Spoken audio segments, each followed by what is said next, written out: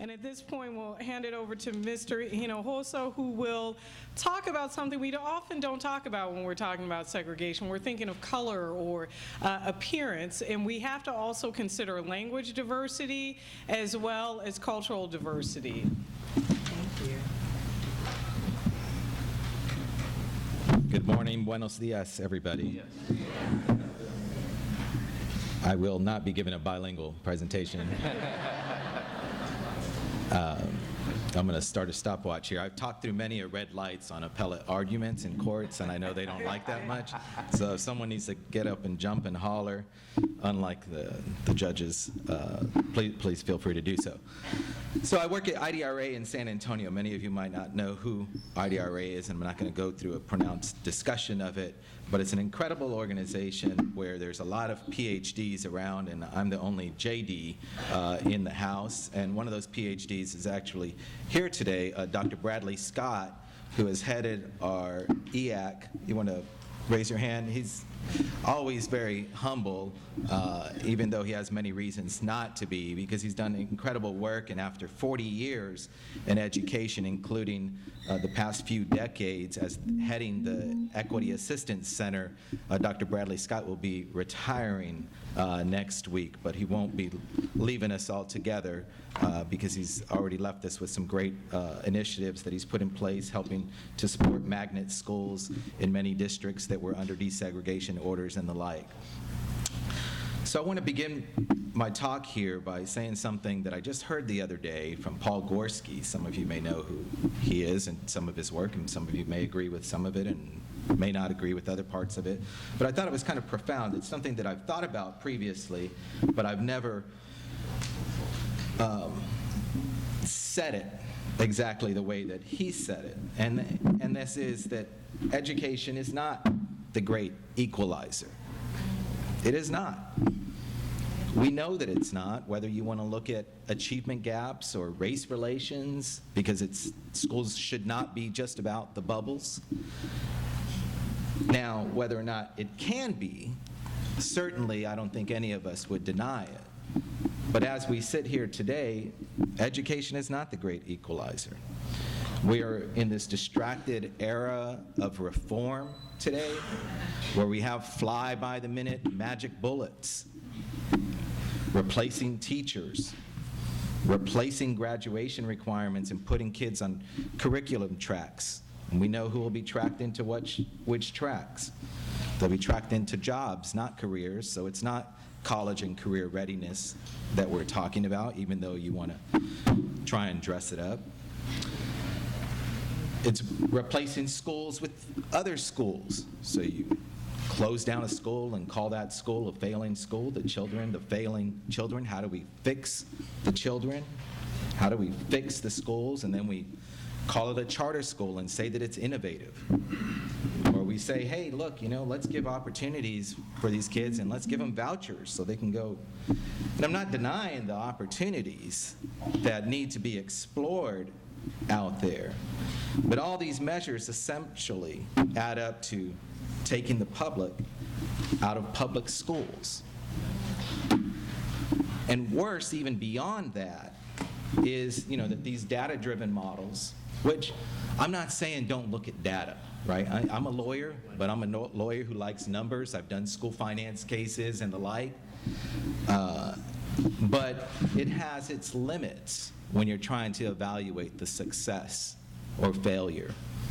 It has its limits when you're talking about achievement itself. Every time we talk today, we talk about the achievement gap, but it's concentrated on how many kids filled in the right bubbles. We got classes where kids are taught to fill in bubbles. And then today, when we think about it, about the race relations in this country that are horrific, people are getting murdered because they are a certain color, because they have a certain immigration status, because they speak a language other than English. And I'm not going to get so much more down about where we're at, because what I see this is a great opportunity screaming at us to try and rethink about the way that we think about education, the way that we think about reform. Is it really reform or is it deform? And if you think about this conference and the opportunities that we have here, it's a great moment for us to build the movement towards diverse schools, towards schools that are inclusionary of all children in all communities. And integrated schools can take us there. Integrated schools, and it's funny because, you know, people want to think about outside the box about all these different reforms, and here we are sitting on something that we've known has been successful. You know, the research shows that it's been successful. The research beginning in early childhood shows that it has been successful.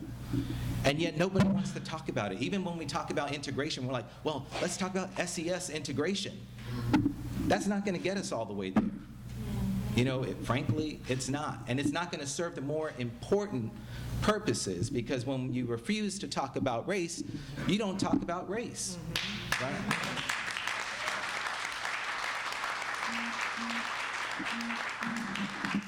So I would propose in a very simple approach, and I know many of you will probably come out and say, well, you didn't think about this, you didn't think about this, David.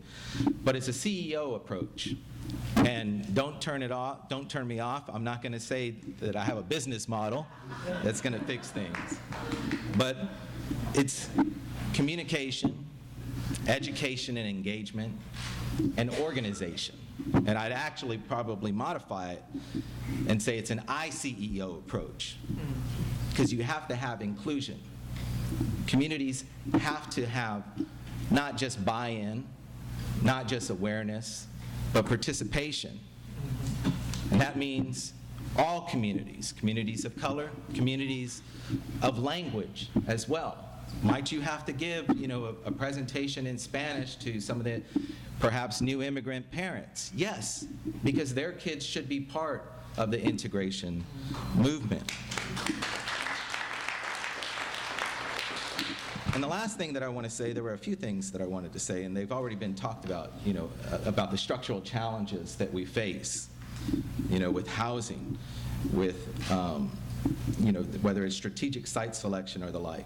But there's also employment and labor, and where are those businesses, you know, being placed? On which side of towns are those businesses being placed? In which cities in a state, in which region are those businesses being placed? And then lastly, but perhaps most importantly, is getting over this deficit model. I mean, I've heard this morning already, you know, people, friends, who just simply talk about kids in this deficit model. And I'm not going to be shy about it. I've done it too. When I'm doing a school finance case and I'm trying to prove to a court why English language learner or economically disadvantaged students or minority children are lacking opportunities in the classroom, you're damn right I'm going to put on evidence about the challenges that they face in their communities and the schools, because I have to. But when we're talking about policy and bigger reforms, we should not be going there. We talk about the changing demographics as something bad, right? That's a great opportunity. I mean, we have, you know, the demographics that we have, you know, in our states, and the growing diversity that we have is a great opportunity that we should be valuing, not fearing.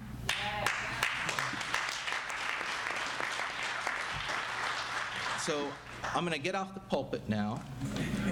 But I'm going to encourage you to, because this is the one thing that I will complain about to Phil about this conference is there are too many damn good panels that are happening at the same time. But we do need to think of things, and I think that what the department has done sometimes, and what at the state level and what the local level has done, certainly is helping to mitigate some of the issues, but we can't think of things in terms of mitigation. We need to think of terms of transformation. And this is a great opportunity. So I look forward to the discussions here today on this panel and continuing throughout the day. Thank you.